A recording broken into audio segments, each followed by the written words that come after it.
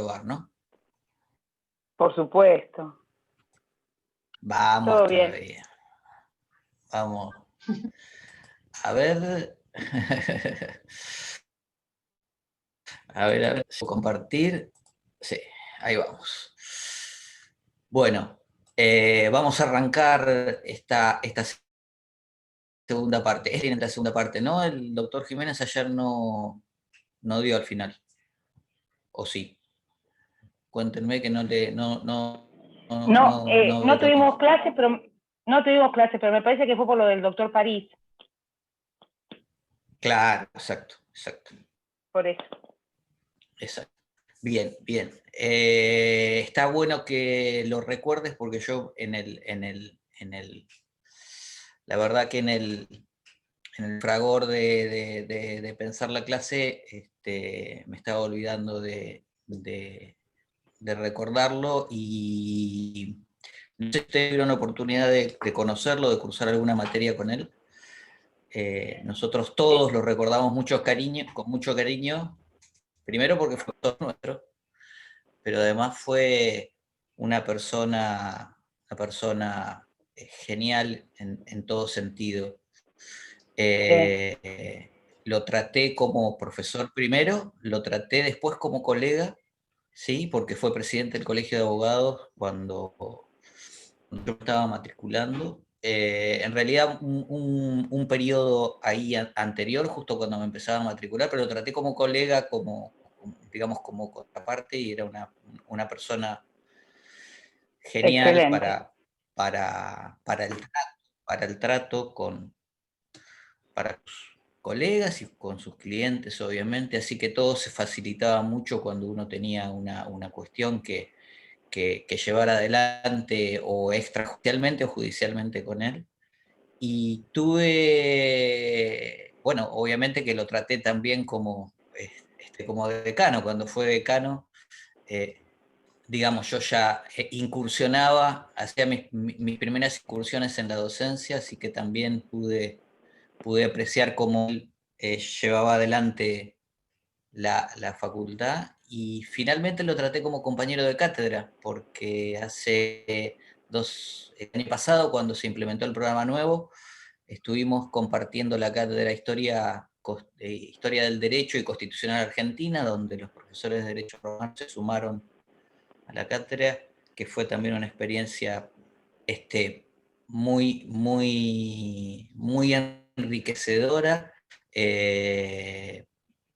fundamentalmente para nosotros, porque nos podíamos encontrar con alguien de su talla, digamos, compartiendo la docente, planificando, conversando cómo trabajar diferentes temas en las clases. Así que, nada, la verdad que hemos sufrido un golpe fuerte, y hemos tenido todos una gran tristeza al enterarnos lo que había sucedido. Y bueno, aparte eso lo veníamos siguiendo porque hacía tiempo que estaba internado, y la verdad que pensamos todos que se iba a recuperar porque es una persona súper fuerte y una persona también importante en otros aspectos, ¿no? En el aspecto de los juicios, en el aspecto de los derechos humanos, pensemos que fue el que impulsó, digamos, muy fuertemente lo hizo por la verdad, exacto, que se comprometió con esa lucha, que siempre recordó, digamos, a los abogados desaparecidos y la noche de las corbatas, y nunca dejó ni en los peores momentos dejó de recordar esa lucha, tanto como decano como presidente del Colegio de Abogados. Una persona, pero comprometida en otros aspectos también. Tuvo que ver en la vida universitaria con otras unidades académicas, ¿sí? Como una intervención en la Facultad de Ciencias de la Salud, donde se lo recuerda muy, muy bien en su gestión, digamos. Bueno, la verdad que en cada ámbito que ha pasado ha dejado un excelente recuerdo, y eso no lo hace cualquier persona. Así que, bueno, a los que pudieron verlo como profe, se llevan un gran un gran recuerdo seguramente, y los que no, yo lo lamento mucho que no lo puedan tener, o que, digamos, que no lo hayan podido tener como docente. Y quiero decir una cosa más, porque ah, de lo que, digamos, de la altura de lo que era, pero además de lo que nosotros tenemos que quizá apostar a hacer, ¿no? Una de las últimas veces, no, ya no como compañero docente, sino en la facultad que me lo crucé, era en un posgrado que se hacía de Derecho e Inteligencia Artificial, ¿sí? Y ese posgrado lo organizó el doctor Federico Álvarez Larrondo, y nos convocó a varios docentes de la facultad para participar. A mí me tocó dar unas primeras charlas que tenían que ver con la relación entre derechos humanos e inteligencia artificial, y el doctor Juan Carlos París estaba ahí como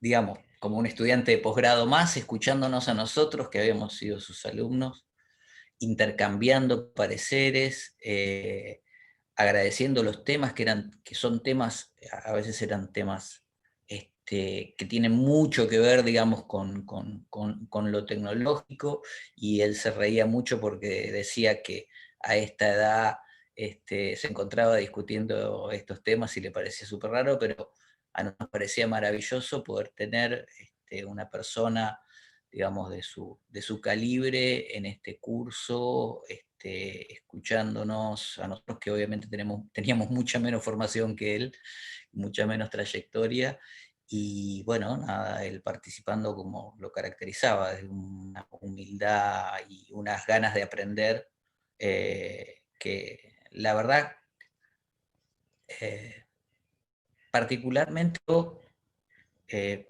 yo, en lo personal, espero no perder nunca, pero espero que nadie que haya pasado por una universidad lo pierda.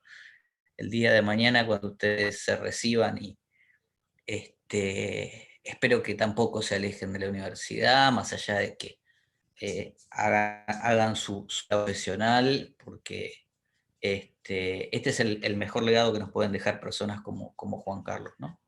Que, que hay que continuar formándose, y que por más que estemos muy bien insertos en la profesión, por más que tengamos una trayectoria importante, digamos, la necesidad de conocimientos y de intercambios digamos, con otras personas, es fundamental para el crecimiento profesional de todos. Así que, bueno, nada, gracias por recordarlo, porque posiblemente se me hubiera escapado en las ganas de dar la clase, de encontrarme con ustedes también después de un tiempo, y de que avancemos, pero a veces tenemos que pensar que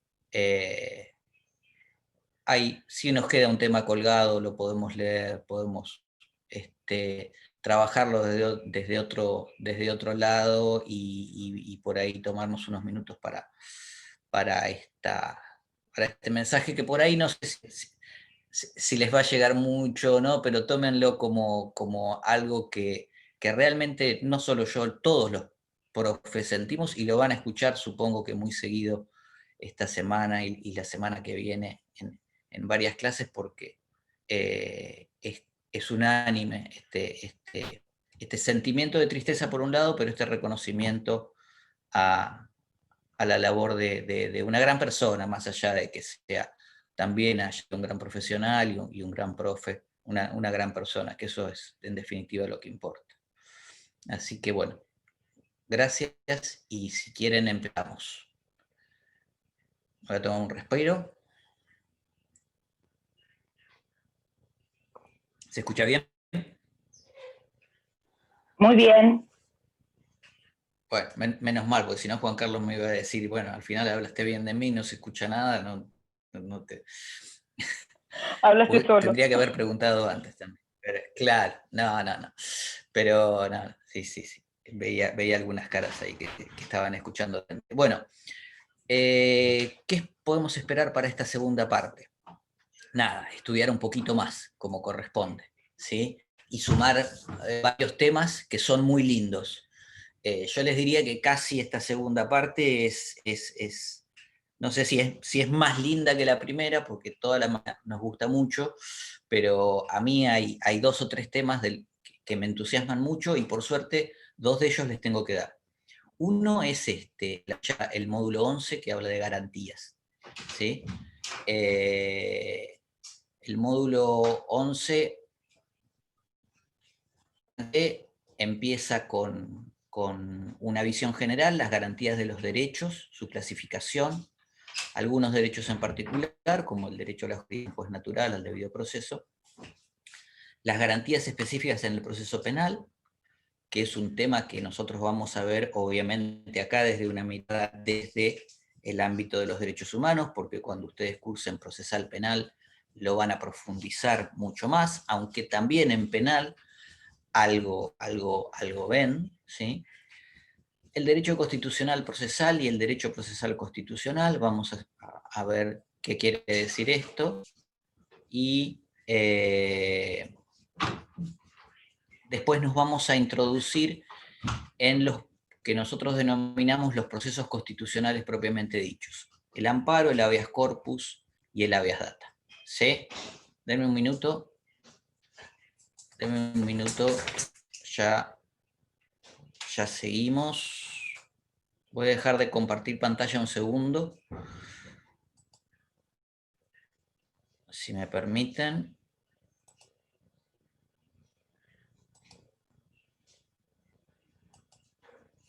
Bueno, esto es la propuesta para esta clase, ver esta primer parte del módulo 11 de las garantías de los derechos. Como siempre, vamos a hablar de un poco de bibliografía, ¿sí? Guíense en este punto más que nada por el manual de Jiménez y lo que, digamos, vean en el programa que no está específicamente tratado en el libro del doctor Jiménez, lo complemento con el libro del doctor Blasic. ¿Por qué les digo que se guíen por el doctor Jiménez? Porque básicamente va a ser la estructura también un poco de sesión, y porque de alguna manera están los mismos contenidos muy parecidos de otra manera. Va a utilizar fundamentalmente para digamos, al Classic va a ser para, sobre todo, actualizar algunos puntos que calculo que les voy a ir marcando. No se estaría escuchando nada. ¿No? ¿Qué pasó? A ver, perdón. Yo escucho bien, profe. Ah, sí. Sí, yo también escucho bien. Ah, bueno, por ahí hay... Bien. Por ahí hay algún problema en la configuración de... No recuerdo quién preguntó, pero bueno, cualquier cosa me avisa.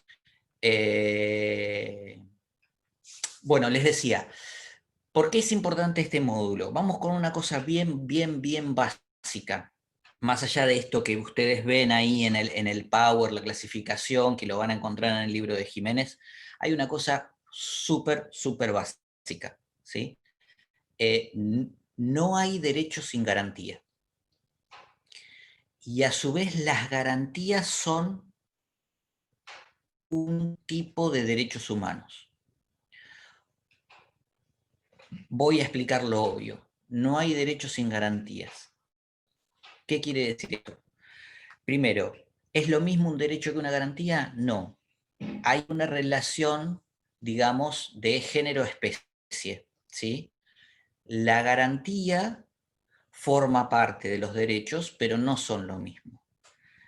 ¿Por qué? Bueno, porque los derechos en general recuerdan ustedes las definiciones, nos hablan de las prerrogativas, ¿sí? O las facultades, eh, sobre todo los derechos humanos, digamos, que todas las personas humanas tenemos por el hecho de serlo y que podemos, digamos, hacer valer frente al Estado o frente a un tercero, ¿sí? Entonces, si pensamos en derechos, eh, no sé, menciónenme cualquier derecho. El derecho a la vida. Bien, el derecho a la vida, perfecto. Tomemos el derecho a la vida. Bueno, sabemos que la obligación, digamos, frente a ese derecho que todos tenemos como personas humanas, la obligación de todos los estados es no quitarnos arbitrariamente la vida. ¿Por qué? Porque nosotros tenemos derecho a vivir, ¿sí? Entonces, ese es un derecho básico. Bien, esa es la prerrogativa que tenemos, ¿sí? Acá no quite arbitrariamente la vida. Bien, ahora, ¿qué es lo que sucede digamos, si ese derecho no se cumple? Bueno, ahí es donde entran las garantías, ¿sí? Y por eso decimos, no debería haber derecho sin garantía. En una primera etapa digamos, se positivizaron numerosos derechos humanos, esto ya lo venimos viendo, ¿sí? El derecho a la vida, el derecho a la propiedad, el derecho a la libertad de expresión, el derecho a la libertad de culto, el derecho a la libertad de tránsito, el derecho a emitir un voto, etcétera, etcétera. Bien, ¿qué pasaba? Esos derechos estaban positivizados. Bueno, en muchos casos no había una garantía. ¿Y qué es la garantía? ¿Cómo funciona la garantía? Bueno, la garantía es aquella herramienta que nos permite reclamar cuando ese derecho es violado. Entonces, si nosotros tenemos el derecho a la libertad locomotiva, ¿sí? Tenemos derecho a la libertad de tránsito, pero cuando nos detienen arbitrariamente, no tenemos ninguna...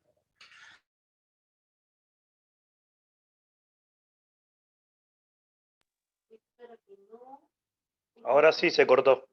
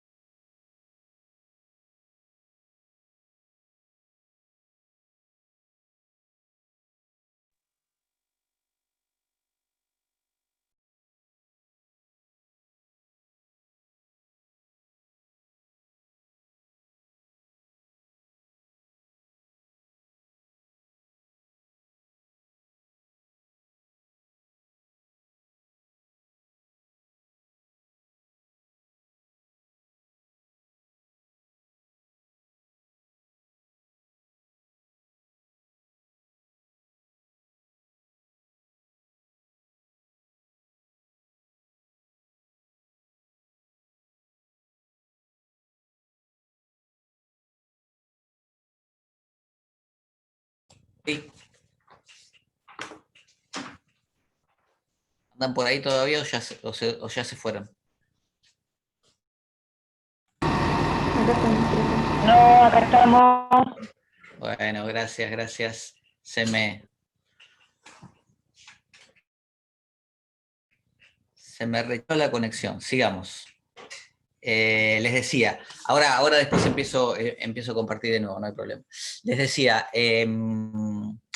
esta noción, digamos, de la garantía es fundamental. ¿Cuándo se vio que era necesario establecer mecanismos que hoy les denominamos garantías, en lo estricto, ¿sí?, para defender los derechos? Bueno, cuando básicamente, consagrado el derecho, los estados lo pueden cumplir porque no había remedios eficaces para solucionar o para reclamar, remedios eficaces. Fíjense, cada vocablo que digo digamos, tiene su razón de ser. Remedios eficaces para garantizar una situación donde se estaba violando un derecho humano, ¿sí? Eso hizo que había ciertas garantías consagradas en los primeros instrumentos de derechos humanos. Pensemos en nuestra Constitución, y vamos a ir en el artículo 18, pero pensemos luego en los instrumentos que se dan con posterioridad ya al desarrollo del derecho internacional de derechos humanos, posteriores a 1945, todos contienen el derecho a una garantía. Vamos a ver cómo lo vamos a llamar a ese derecho. Pero cuando nosotros pensamos en derechos, cuando no son garantías, podemos pensar también en garantías en sentido amplio, como dice digamos, como presenta el Power, ¿no? En sentido amplio, bueno, la Constitución ya de por sí es una garantía, porque nos pone un freno al límite del poder absoluto, cuando lo que existía como derecho era la voluntad de la monarquía absoluta, ¿sí? En sentido amplio, digamos, pensemos que la división de poderes, la renovación, la ilibilidad, mira, tengo que corregir ahí el Power, que quedó mal escrito, la división de poderes, la renovación, eligibilidad de los funcionarios, el acceso a la información pública, es decir, todas las características del sistema republicano son también garantías. Después, más en sentido estricto, los judiciales en general, porque los procesos judiciales se hicieron para proteger los derechos de las personas frente a terceros. No sé si esto lo hemos hablado, recuerdan, digamos, cuando el Estado, digamos, cuando nace el constitucionalismo y cuando el Estado decide expropiar el crédito privado, es decir, si yo tengo un problema con Sebastián, no puedo ir a la casa y romperle la cabeza con un palo, sino que lo que tengo que hacer es reclamarle a un juez para que, si yo tengo una diferencia jurídica, estamos hablando, ¿no?, para que nos diga cuál de los dos tiene razón, finalmente dicte una sentencia, y si no quiere cumplir la sentencia de las dos partes, que le diga a la policía que lo va a tener que cumplir por la fuerza, ¿sí? Entonces el proceso judicial también es una garantía en sentido estricto, pero hay garantías en sentido estrictísimo y que son los procesos constitucionales directos, ¿sí? Esos procesos constitucionales son en los que nos vamos mucho. Fíjense, según Sánchez Viamonte, un constitucionalista, digamos, de mitad del siglo XX en Argentina, la razón que tienen las garantías es la de hacer efectivos los derechos y limitar el poder del Estado. Esto es una definición que nos sirve para la visión de toda la unidad. Entonces, volvemos al principio. No puede haber derechos sin garantías. El derecho, cual sea que ustedes quieran, vida, medio ambiente, derecho a la protección, a la relación de los consumidores, derecho a la vivienda, derecho a las jubilaciones y pensiones móviles. Estoy enumerando, fíjense, muy diferentes tipos de derechos. Bueno, cualquiera sea, tiene que haber una garantía para poder reclamar cuando esos derechos son conculcados. ¿Por qué? Bueno, porque recuerden otra de las características de los derechos humanos que siempre hablamos al principio. Los derechos humanos no es una carta de buenas, no son una carta de buenas intenciones, sino que son precisamente prerrogativas que se deben efectivizar. Los estados tienen la obligación de efectivizarla o de hacer todo lo posible, todo lo que está a su alcance para efectivizarlos.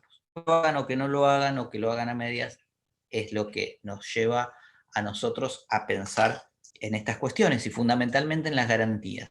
Bueno, ¿qué garantía tenemos para reclamar? Bueno, la primera gran, digamos, la primera gran garantía que tenemos los ciudadanos en el ámbito de nuestros sistemas constitucionales es lo que conocemos como el derecho a la jurisdicción. Derecho a la jurisdicción es la primera noción que se desarrolló en doctrina y básicamente se le llamaba así, digamos, al derecho que tiene toda persona para ir ante juez, que tiene que reunir ciertas características, ahora vamos a ver cuáles son, y que el juez decida si tiene efectivamente el derecho a reclamar, ya sea al Estado o a otra persona a quien haya reclamado, y que el juez indique cómo se debe reparar la cuestión, digamos, porque si evidentemente hay un reclamo judicial es porque hay una situación fáctica, ¿sí?, que se debe remediar, ¿sí? A me debe plata, bueno, yo no voy y le saco el auto, lo voy a vender a una concesionaria para cobrarme la deuda, sino que lo que tengo que hacer es reclamar ante un juez, el juez, de los instrumentos que tengamos, de acuerdo a cómo se da el proceso, en su caso dictará un embargo, en su caso dictará un secuestro y en su caso ordinará una subasta y en su caso, inclusive esa subasta, me lo acrediten a mí, y así yo me cobraré la deuda, ¿sí? Entonces, eso es una garantía fundamental, ¿sí?, a que haya un juez que decida mi reclamo. Porque si no se cumple esa garantía, ahí sí todas las nociones de convivencia pacífica o de Estado legítimo que maneja las relaciones sociales de acuerdo a lo que dice la ley. Porque si A me debe plata, me la debe pagar, pero yo no tengo ninguna forma de hacerla cumplir pacíficamente sin recurrir a la violencia interpersonal o a una instancia extrajurídica, llamar amorosos incobrables, por ejemplo. Bueno, si el Estado no me da esa herramienta, el Estado está claramente violando un derecho básico que es el que para expropiarme ese conflicto, para que yo no resuelva las cosas a mi manera, me tiene que dar una jurisdicción a la cual reclamar, ¿sí? Esto fue cambiando y ahora se habla no de derecho a la jurisdicción, sino que está de derecho a la tutela judicial efectiva. ¿Por qué? Porque la tutela judicial efectiva tiene una mirada mucho más amplia. El derecho a la jurisdicción es un derecho formado a la luz de los cánones de fines del siglo XIX, principios del XX, donde la verdad que los conflictos eran entre personas, eran entre personas que, digamos, que tenían, el acceso a la justicia no era para todos. Eso es lo que quiero decir, básicamente. ¿Sí? El acceso a la justicia no era para todos y eso lo limitaba mucho. La tutela judicial efectiva es un avance importante en esta noción, ¿sí? Y básicamente también implica el acceso de todo el tipo. De hecho, ahora hay una noción, que no sé si la han escuchado, pero seguramente la van a escuchar mucho de acá que ustedes se reciban, por ejemplo, la noción del lenguaje claro, ¿no?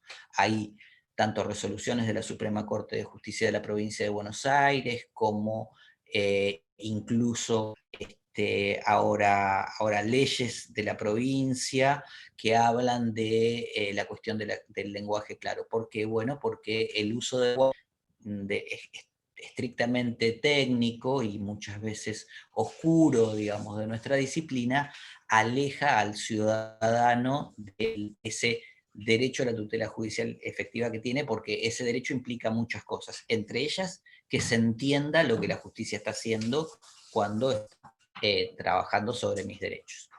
Y eso nos lleva a otra noción que está contenida en nuestro artículo 18, que es la idea del juez natural, ¿sí? Fíjense que el artículo 18 dice que nadie puede ser sacado de los jueces designados antes del hecho de la causa ni juzgado por comisiones especiales. Esta es una garantía fundamental de nuestro ordenamiento constitucional.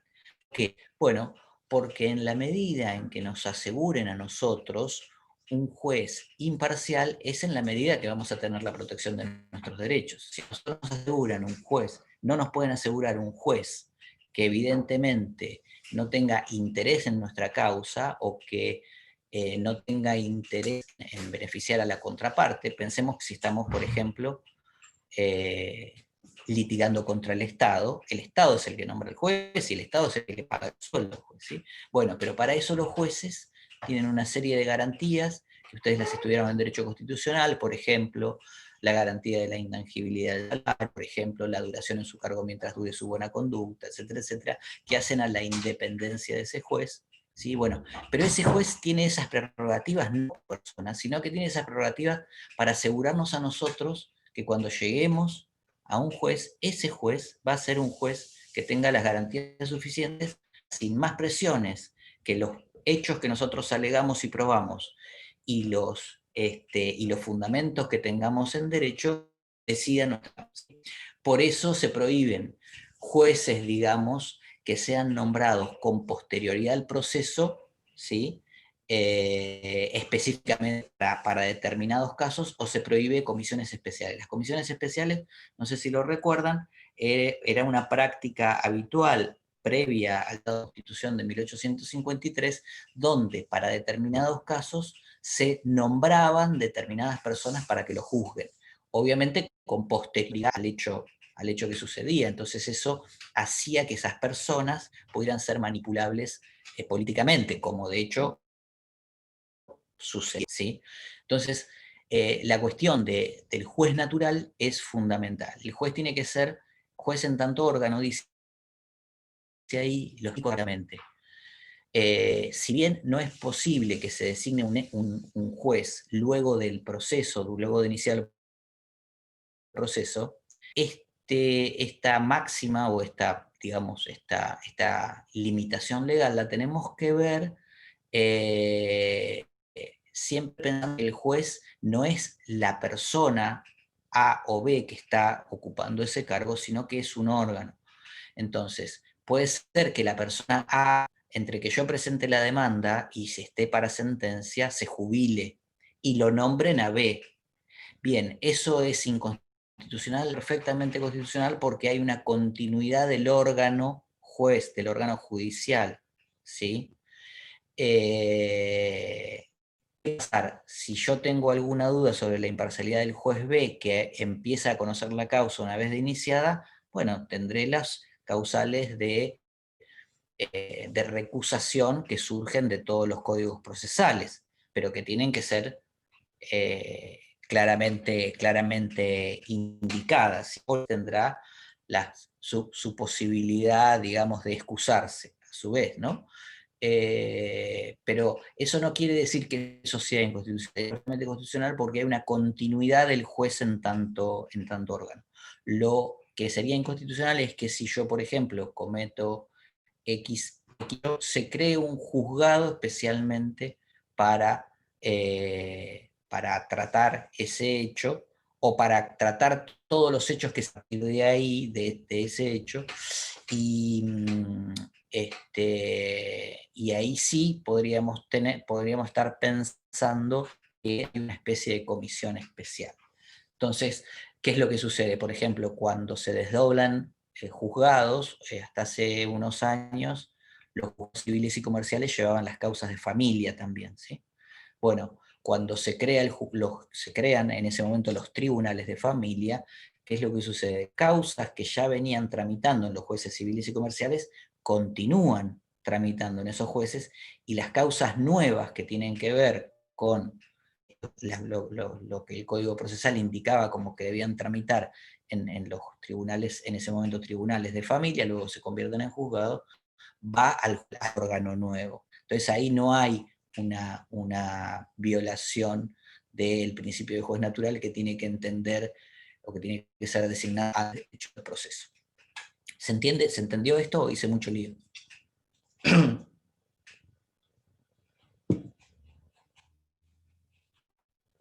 No, profe, se entendió. Se entendió, bárbaro, listo. No los estaba viendo, por eso, perdón, no. Ahora sí. Bueno, esto nos lleva a la noción del debido proceso. El debido proceso es también, como el juez,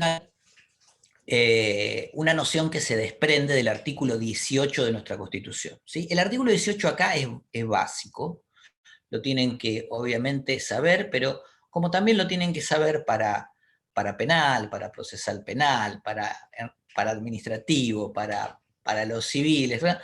Lo más sencillo es que se lo sepan bien, o que lo tengan pegado ahí bien a mano siempre, cerca de la compu o el celu con el que están estudiando, porque es un principio fundamental, y lo usamos, ya les digo, como base para pensar estas garantías judiciales. Estamos hablando del artículo 18 en 1853.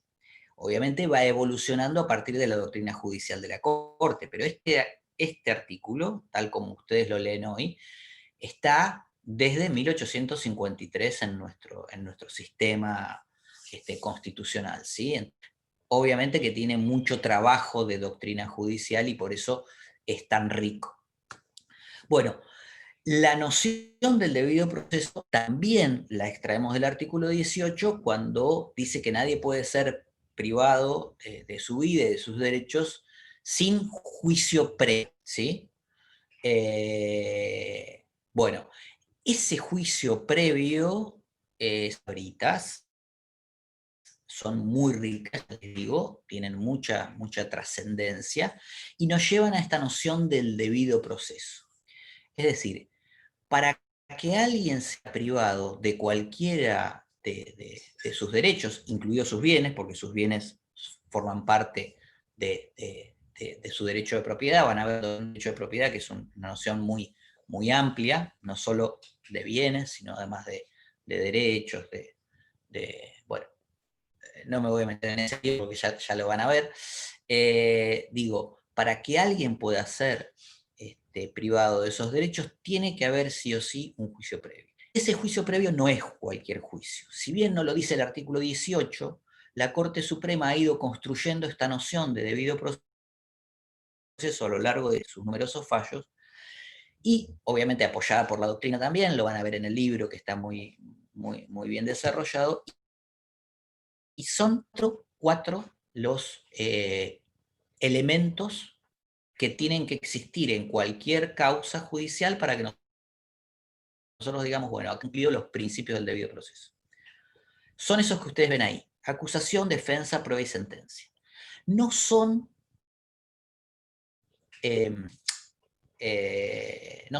nada complicados, pero sí a su vez tampoco son instancias formales, ¿sí? La acusación acá la equiparamos a por ejemplo, el inicio de la demanda, ¿sí? En otro proceso, porque esto además, si bien el término acusación y defensa, sobre todo el término acusación, nos lleva a un proceso penal, y el artículo 18 nos da la idea que muchas veces estamos hablando exclusivamente de garantías penales. Bueno, la Corte ha dicho también que esas que en principio podían parecer para procesos penales, esas garantías se extienden en principio a todo tipo de proceso judicial. Y van a ver que esto tiene una vuelta de rosca, porque además, luego, por la acción de la Corte Interamericana de Justicia, lo vamos a extender también a procesos administrativos. Es decir, procesos donde no hay propiamente un juez, sino procesos que se dan dentro del ámbito de la de la administración, la discusión, piensen, por ejemplo, la discusión de un impuesto o la discusión de una multa, ¿sí? Por no pagar un impuesto, etcétera, etcétera. Bueno, la Corte va a decir que los principios también se trasladan a estos procesos. Por eso es tan importante saber estas 4 etapas. No son complicadas. Miren, la acusación, digamos, ¿a qué nos lleva? La acusación o el inicio de la demanda, si quieren, ¿sí? Siempre, obviamente que depende que estemos hablando de derecho civil, que estemos hablando de derecho penal, que estemos hablando de derecho laboral o que estemos hablando de derecho administrativo, toma diferentes, o derecho de familia, por ejemplo. Toma diferentes características, obviamente adecuadas a la temática que estamos trabajando, pero esto es una visión general. Entonces podemos equiparar la acusación fiscal contra una persona con el inicio de la demanda, ¿sí? Bien, ¿cómo considera que hay una acusación que sea acorde con los principios de un debido proceso? Bueno, cuando es clara, concreta, completa, fíjense que además debe mencionar las pruebas en las que se basa, las pruebas en que se basa, ¿sí? En el caso de que ya haya pruebas, las tiene que presentar, por ejemplo, la prueba documental en el inicio de la demanda, ¿sí? ¿Y por qué decimos clara, detallada, concreta, completa?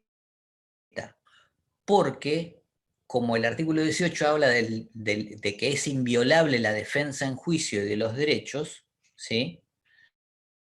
Está en juego acá es precisamente el derecho de defensa. Y sin una acusación de ese tipo, completa, clara, no podemos hacer una defensa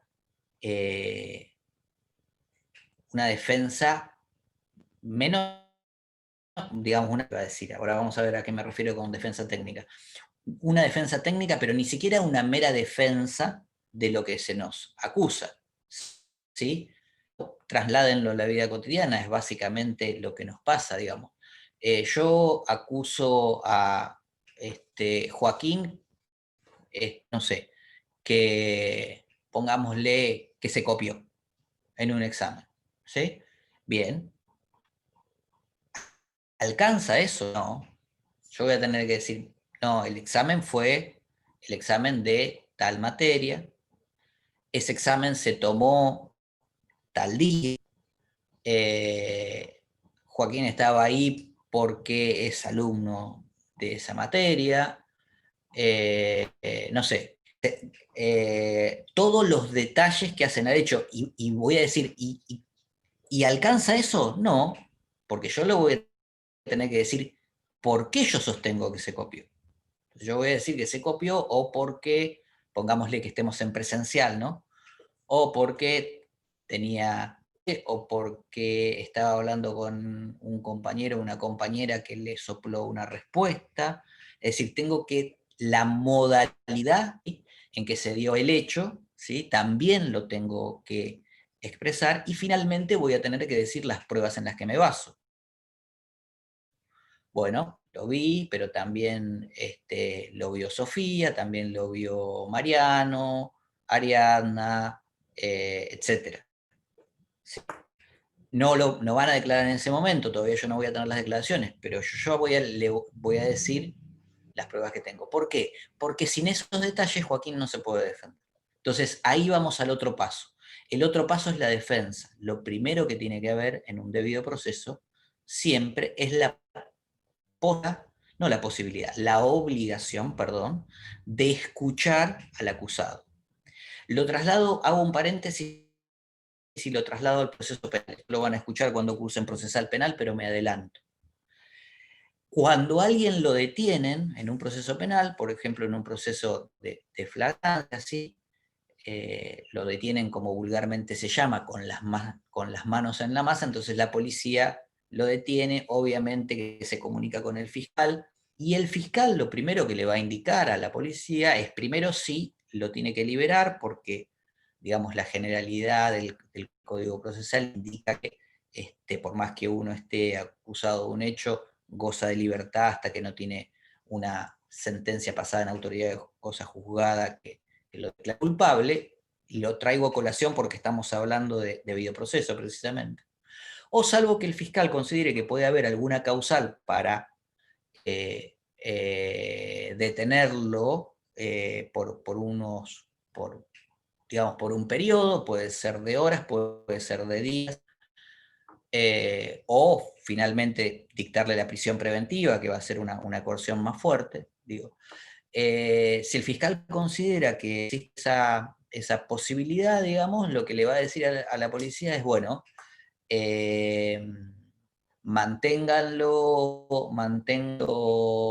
aprendido y a primera hora del día hábil posterior, digamos, o dentro de las primeras 24 horas, lo va a llamar a declaración indagatoria. ¿Y por qué lo va a llamar a declaración indagatoria? Bueno, porque precisamente lo que hay que hacer ante un hecho es escuchar la versión de quien en principio surge como acusado.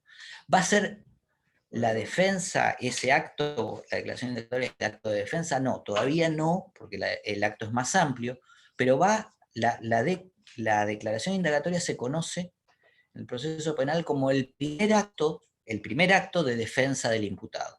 No el único, ni por mucho menos, porque después van a ver ustedes que hay mucho más, pero lo primero que hay que hacer antes de que el fiscal decida pedir la detención o pedir la prisión preventiva, o ni hablar si decide continuar, digamos, con la imputación penal, lo primero que tiene que hacer es escuchar al acusado, ¿sí? ¿Por qué? Bueno, porque puede tener explicaciones para el hecho y pueden tener explicaciones convincentes. Si no las tiene, bueno, continuará, digamos, en ese estado. Pero no puede continuar un proceso si no se escucha al imputado. Se lo cambio, pensémoslo en la ejecución de un cheque o de un pagaré, lo que fuera.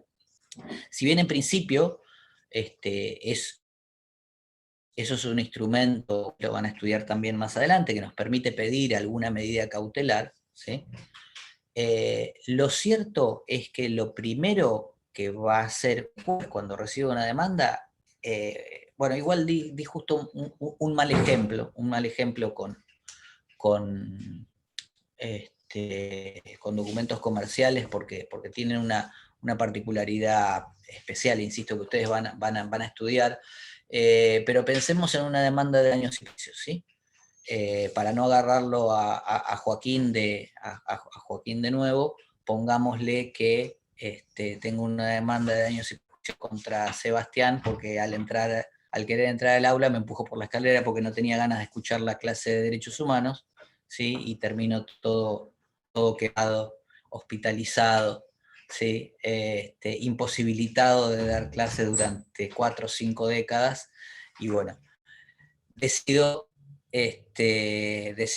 interponer la demanda de daños contra Sebastián. Bueno, por más que yo le pida la suma que le pida, lo primero que va a hacer el juez es, cuando toma la demanda, es correrle traslado a Sebastián para que Sebastián conteste la demanda. Ese es el acto técnico, formal, ¿sí? Y ese va a ser también el primer acto de defensa de Sebastián, donde él va, obviamente siempre asesorado por sus buenos abogados, por sus compañeros que ya se han recibido, todos muy buenos abogados, digamos. ¿Qué es lo que va a decir Sebastián? Bueno, básicamente va a contar su versión, ¿sí? Pero sin ese acto de defensa, el juicio, el proceso no puede continuar. Yo no voy a tener nunca una sentencia si no logro notificar a Sebastián y Sebastián es escuchado. Obviamente que ustedes después van a ver obviamente en los procesales civiles, que tiene muchas cuestiones, puede ser que se lo notifique y nunca se presente. Bueno, no importa meter en esos detalles, que son técnicos y que ustedes los van a estudiar mucho más en profundidad. Lo que les quiero decir es que no puede haber un juicio, como dice el debido proceso en términos de la Corte, si no hay un acto donde se permita escuchar al acusado, en este caso, o al demandado, ¿sí? Entonces, ¿cómo tiene que ser esa defensa? Bueno, primero esa defensa tiene que ser, tiene que dársele la posibilidad en tiempo oportuno, llamar para defenderme en un proceso donde ya se produjo la prueba, por ejemplo. Vamos a ver por qué en la etapa de prueba, ¿sí? Pero además, cuando me dan el acto del que yo me tengo que defender, ya sea una imputación de un fiscal o ya sea una demanda, bueno, esa demanda tiene que contener todos esos datos que vimos antes, porque si no, yo no me puedo defender. Si en la demanda yo le pongo, Sebastián me empujó las escaleras y me rompí todo, ¿sí? Y quiero $2 millones de indemnización, Sebastián va a decir, mire, la verdad que no sé de qué me está hablando, porque no me dice la escalera de dónde, no me dice cuándo fue, no me dice en virtud de qué quiere $2 millones, ¿sí? Entonces, claramente, más allá de un remedio legal, digamos, que hay para interponer ahí, lo cierto es que no puede haber una defensa lógica. Y la otra parte, primero hacer oído en tiempo oportuno, pero además hacer oído plenamente, ¿sí? Esto nosotros ponemos mucho énfasis, ojo, ustedes les va a parecer obvio, pero yo estoy poniendo mucho énfasis en esto porque en Argentina y en América Latina hemos tenido innumerables ejemplos hasta hace muy poco tiempo y en la actualidad también, donde existen procesos totalmente carentes de estos mínimos requisitos, ¿sí? Ojo, no es que estamos hablando de algo que no suceda o algo que sucedió en el pasado.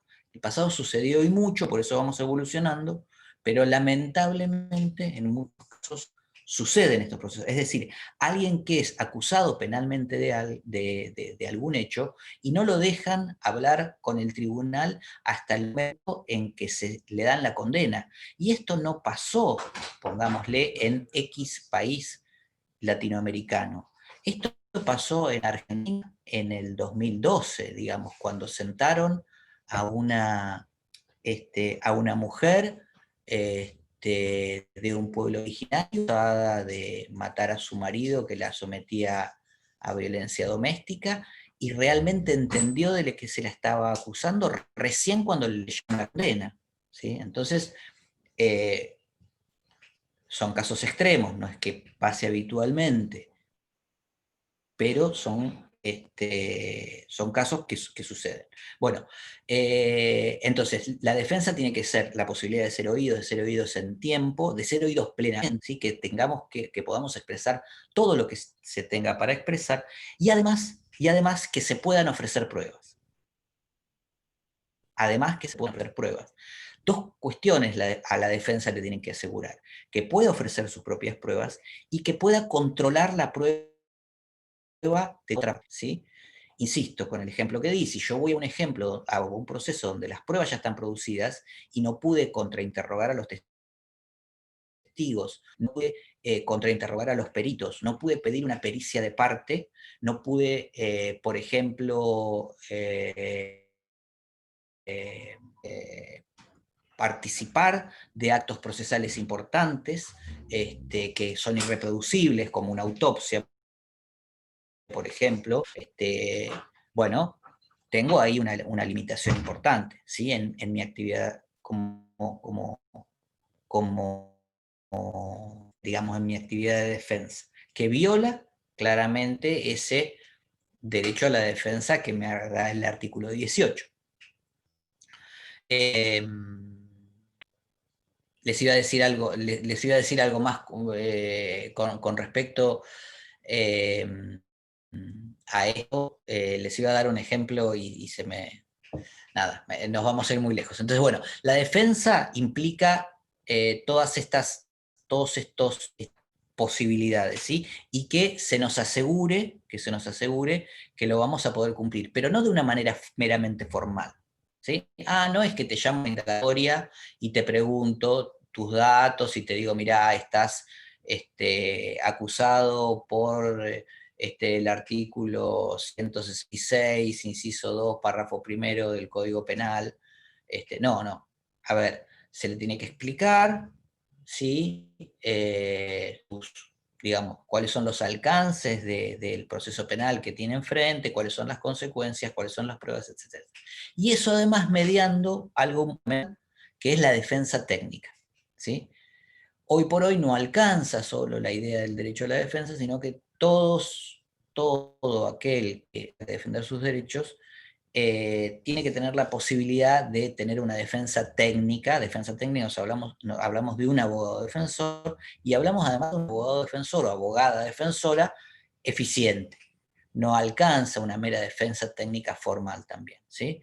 Si un tribunal o penal está viendo que el abogado o la abogada de un imputado no está cumpliendo con su labor, lo tiene que relevar de esa labor, tiene la obligación de relevarlo, porque ese juez es el que, manteniendo la imparcialidad para dictar una sentencia, tiene que asegurarse que esa persona esté defendida. Y si por más que tenga un defensor técnico, el defensor técnico no está cumpliendo su labor, digo, cuando los extremos son notables, ¿no? Obviamente que un juez no se va a meter en la estrategia de un defensor, ni le va a producir prueba por el defensor, ni le va a interrogar a los testigos o a los peritos, pero digo, cuando es notorio el estado de indefensión, el juez tiene la obligación de relevarlo, y ha sucede, ¿sí?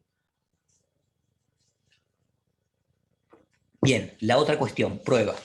¿Vamos bien? ¿Se escucha bien? Prueba. ¿Qué es la prueba? Bueno, la prueba son los elementos objetivos que van a acreditar los hechos que son la base del proceso. Si yo lo estoy acusando a Joaquín que se copió, bueno, lo voy a tener que demostrar.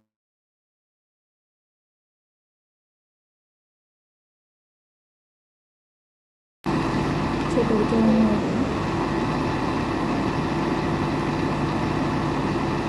Profe, ¿me escucha? O algo. ¿Sí? Se cortó. ¿Se escucha? Se cortó cuando estaba... ¿Se cortó un poco? Ah, bueno. Cuando estaba explicando qué. Cuando la prueba era...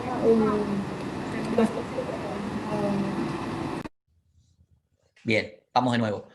La prueba, le denominamos prueba a aquellos elementos objetivos, vamos a ponerle el objetivos un poco entre comillas, aquellos elementos que nos sirven para acreditar lo que estamos diciendo, para acreditar los hechos.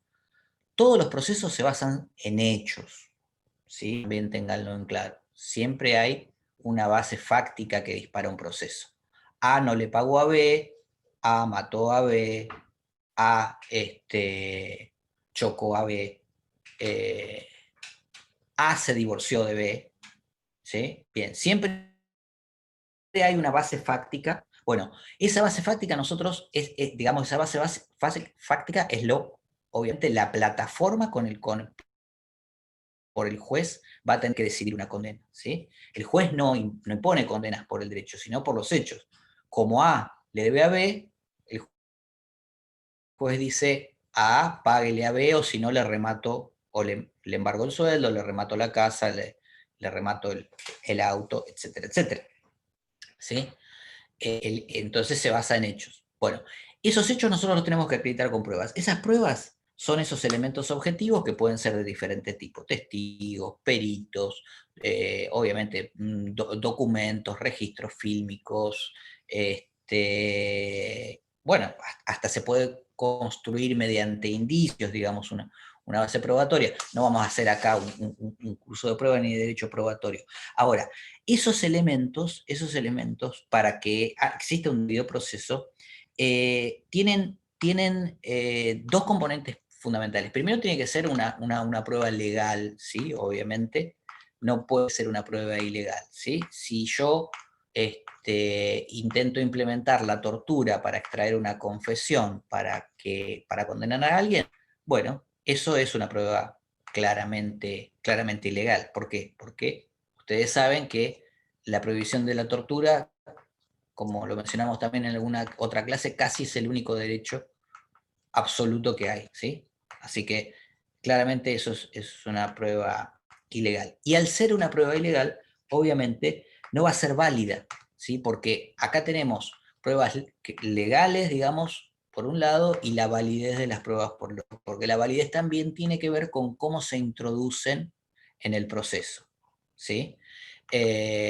Acá, ustedes cuando vayan a ver el libro de Jiménez, acá van a ver que habla de dos fallos trascendentes de la Corte Suprema de Justicia de la Nación luego del periodo democrático, digamos, donde básicamente se indican principios que hoy son, digamos, para nosotros son principios fundamentales, pero bueno, claramente no puede alguien condenar a una persona basado en escuchas, ¿sí?, telefónicas, por ejemplo, que no hayan sido introducidas en el proceso con las normas legales que hay para tal fin, es decir, que se hayan sido contrarias a lo que dice el artículo 18, ¿sí?, que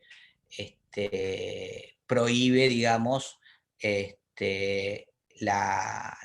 digamos, el uso de esos elementos, no porque en 1853 había teléfono, pero sí había correspondencia escrita, digamos, prohíbe el uso de esos elementos cuando no hay una orden judicial que los avale. Entonces, si nosotros vamos a condenar a alguien por escuchas, bueno, sabemos que esas escuchas tienen que ser ordenadas, primero en el marco de una causa, después con bastantes elementos fundados, y luego, obviamente, autorizadas por un juez. Y recién ahí se pueden iniciar y recién ahí luego se van a poder utilizar en juicio. Entonces deben ser legales y válidas, y luego deben ser conocidas por las partes, ¿sí?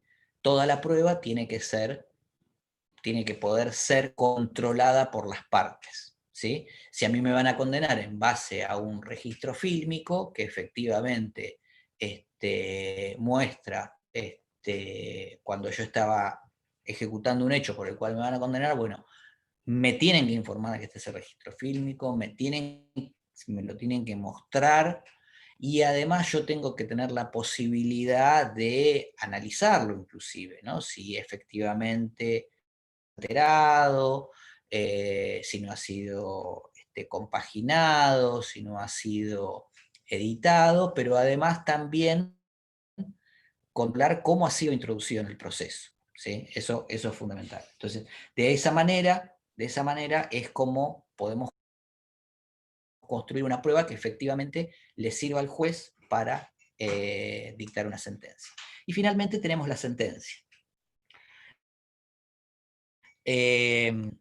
La sentencia, esto es muy básico, les va a parecer muy obvio, pero no nos tenemos que olvidar de esto. La sentencia tiene que ser una sentencia, como dice Jiménez, constitucional. Bueno, bien, está bárbaro, el proceso tiene que ser sentencia constitucional. No, pero está bien esta noción, porque dice, ¿cuándo es una sentencia constitucional? Bueno, cuando es ajustada a estos parámetros que da la Constitución Nacional y obviamente a los tratados internacionales de derechos humanos, ¿sí? Y esos parámetros tiene que ser, primero, imparcial. Por eso es importante la garantía del juez natural, porque no puede haber una sentencia imparcial dictada por jueces que intervienen o con animosidad hacia una u otra parte, ¿sí? Debe ser imparcial, debe ser justa, fundada. Y acá me quiero detener, vamos de nuevo, tiene que ser imparcial, justa y oportuna. Y acá me quiero detener un segundo en esta cuestión de la justicia. ¿Qué quiere decir que sea justa? Que efectivamente hay una especie de justicia divina que nos indica cuál de las dos tiene razón y el juez le tiene que dar la razón a esa parte. No, no se refiere a esa, porque lo que nosotros estamos hablando es de un proceso de hechos y que interpreta el derecho en base a decidir finalmente una sentencia, con esos hechos demostrados. Entonces, cuando habla acá de justicia, significa que la sentencia tiene que ser justa en el sentido de que refleje lo que son en el proceso, ¿sí? Tiene que ser justa y tiene que basarse en que si los hechos eran diferentes, pero ninguna de las dos partes lo pudo acreditar, va a haber que dictar una sentencia de acuerdo a los hechos que se pudieron acreditar. No puede el juez suponer que había efectivamente hechos que no se acreditaron. O no le puede creer a una parte diciendo, no, efectivamente pasó esto, pero no tengo ninguna manera de demostrárselo. Y ustedes van a decir, bueno, pero eso no es justo, porque hay veces, muchas veces que tenemos situaciones y no tenemos pruebas. Bueno, sí, es así, puede ser que en ese sentido no sea justo, ¿sí? Pero lo cierto es que nosotros nos tenemos que adecuar a las normas, digamos, de una... Recuerden que el debido proceso, en definitiva, es lo que está haciendo es resolviendo un conflicto, ¿sí? Y ese conflicto lo tenemos que resolver siguiendo algunos parámetros que son estos, ¿sí? Entonces, cuando hablamos de una sentencia justa, tiene que ser una sentencia que refleje los hechos que fueron probados de manera legal, legítima, válida, ¿sí? y controlado por las partes, y que se funda en el derecho aplicable, ¿sí? ¿Cuándo va a ser una sentencia justa? Bueno, cuando si a mí me acusan de homicidio y efectivamente se prueba, como vulgarmente se dice, sin lugar a dudas que yo cometí ese hecho, me dan una sentencia que es de entre 8 y 25 años.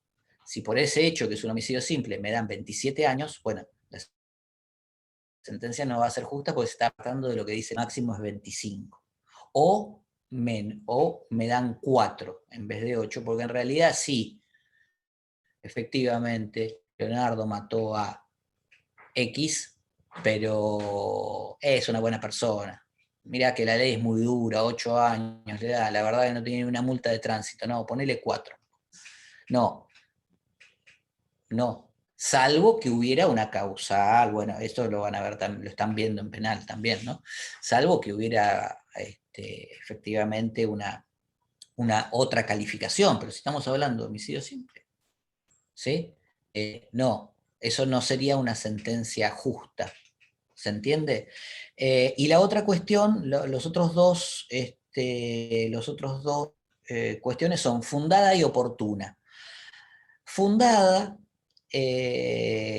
obviamente, porque tiene que explicar el juez como solución, qué prueba lo convenció, qué prueba no lo convenció, y, por ejemplo, si hay posibilidad de calificar diferentes los hechos o posibilidad de aplicar diferentes artículos de los códigos que respondan en la materia, explicar por qué se inclina por unos y no por otros. Eso es fundado. Y eso es un requisito fundamental porque uno de los digamos, de las novedades que se introduce a partir del sistema de protección de derechos humanos en el sistema americano, a partir de la acción de la Corte Interamericana de Justicia, lo vamos a ver igual, es que debe existir una doble instancia, ¿sí? Entonces, que un juez fundamente su sentencia también es un requisito fundamental para permitirnos a nosotros el derecho al recurso. Y eso forma parte de uno de los derechos principales ahora de la tutela judicial efectiva. Una sentencia tenemos que tener la posibilidad de que sea revisada en alguna instancia, ¿sí? Después vamos a ver de dónde surge esto, digamos, pero el que un juez fundamente su sentencia tiene que ver con esto, ¿sí? Y finalmente, la otra característica que decíamos era en tiempo oportuno, que también, ¿sí? O en tiempo razonable. Esto es otra de las construcciones jurídicas que se desprende fuertemente de la acción de la Corte Interamericana de Justicia, que dice, bueno, un proceso judicial no es un proceso como tal si se alarga en el tiempo de forma irrazonable, ¿sí? ¿Y por qué? Bueno, porque los ciudadanos tienen derecho a que se les resuelva una situación de litigio, que es una situación de incertidumbre, que pone en riesgo muchas veces su vida, sus bienes, su salud, ¿sí? Tiene el derecho a que se resuelva en un tiempo oportuno. ¿Cuál es un tiempo oportuno? Bueno, va a depender mucho de los procesos, de los tipos de procesos, va a depender mucho de la complejidad del asunto, ¿sí? Pero básicamente esto es un mandato irrevocable que le da el sistema interamericano a los países que adhieren al mismo, ¿sí? No podemos tener una persona, digamos, en un proceso penal durante 20 años acusado sin sentencia firme. Bueno, esto trae muchas discusiones, también lo van a ver en procesal penal cuando vean la extensión de la prisión preventiva, cuando vean la famosa ley que se tuvo que dictar acá, la ley del 2x1, bueno, no me quiero meter en todas estas cuestiones, digamos, que van a ser, ustedes van a ver más en detalle en otras materias, pero tiene que ver con que estas características para que una sentencia sea ajustada al debido proceso y por lo tanto constitucional, tiene que tener que ver con esta. Y acá hay una cuestión importante porque a su vez Jiménez dice, bueno, para que esta sentencia sea fundada también tiene que ser hecha por escrito, para que las partes lo puedan tener,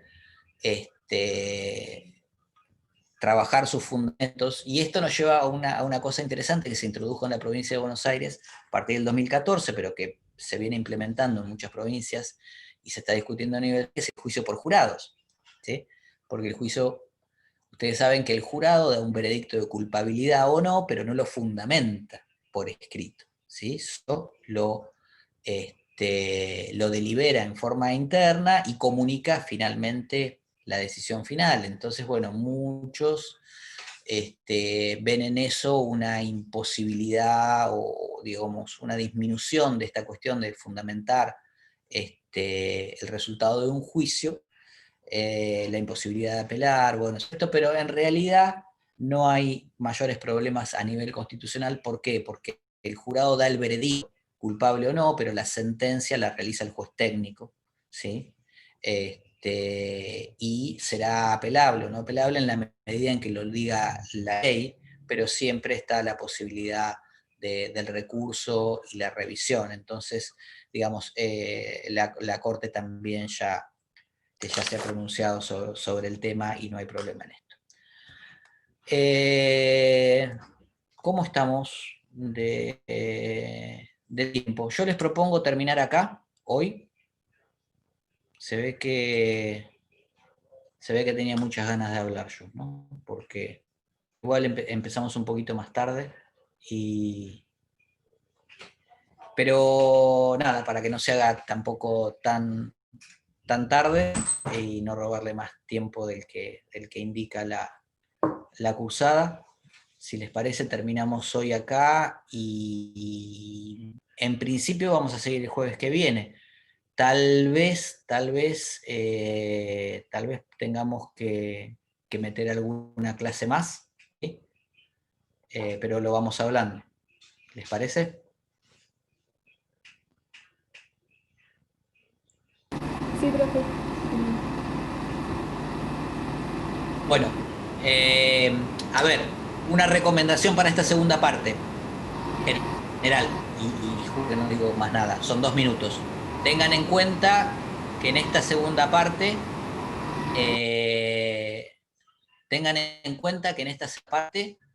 vamos a ver derechos más en concreto, o sea, derechos específicos, ya regulados positivamente, tanto en la Constitución como en tratados, así que van a tener un mejor anclaje y vayan siguiéndolos de acuerdo a lo que dicen la Constitución y los tratados. ¿Cuál es el problema acá? Bueno, que por un lado tienen la Constitución y por un lado tienen muchas veces muchos instrumentos internacionales que hablan de los derechos que vayan a ver, ¿sí? Por ejemplo, si van a abordar derecho a la vida, bueno, van a trabajar con la Constitución y con la Convención Interamericana, con la Convención Americana, digo, pero también el Pacto Internacional de Derechos Civiles y Políticos, entonces tienen diferentes planos legislativos. Nada, presten la atención a eso, pero básicamente va a ser un trabajo un poco más concreto y más detallado en cada uno de los derechos específicos, ¿sí? ¿Estamos? Nos vemos. Chao, profe. Buenas noches. Chao, muchas gracias. Nos vemos en la próxima.